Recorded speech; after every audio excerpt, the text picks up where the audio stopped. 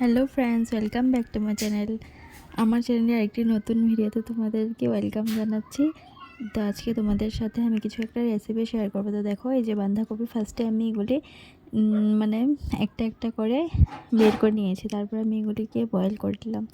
Boil করার পর যেগুলি ছোটো ছোটো ছিল ওগুলিকে আমি এভাবে মিশমিশ করে এখানে কেটে নিয়েছি। এগুলিকেও কিছু একটা বানাবো।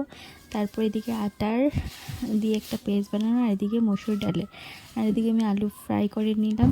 আর এদিকে বয়েল হয়ে গেছে। এখন দেখো এগুলিকে একটা একটা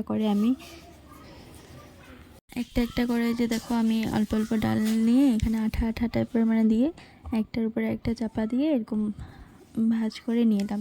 তারপরে আর যেগুলি অল্প অল্প বড়ো ছিল ওগুলিকে আবার কেটে নিয়ে এলাম, অর্ধেক করে নিলাম।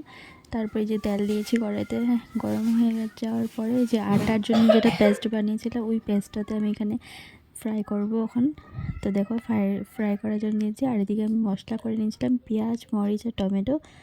তার এদিকে আমি আজকে কিছু এদিকে চাটনিও বানাচ্ছিলাম শুকনো মাছের, তো ওইটা ওইদিকে হচ্ছিলো। আর এদিকে দেখো এবার মশলাগুলো দিয়ে দিলাম। তারপরে এই যে নুন, হলদি, জিরে, অল্প সামান্য একটু মরিচে করে দিলাম, নাহলে আবার বেশি ঝাল হয়ে যাবে, তার জন্য আর দিলাম না।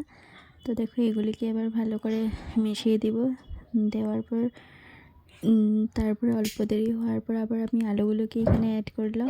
করার পর এই যে তারপরে দেখো আমি এই যে আলুগুলো এদিকে দিয়ে দিলাম। দেওয়ার পর যতক্ষণ না শুকায় ততক্ষণ আমি এখানে জল বানাতে, দেখো আস্তে আস্তে শুকিয়ে গেছে। এবার এদিকে আমারটাও হয়ে যাচ্ছে, চাটনিটাও আর একটু হবে, তারপরে হয়ে যাবে।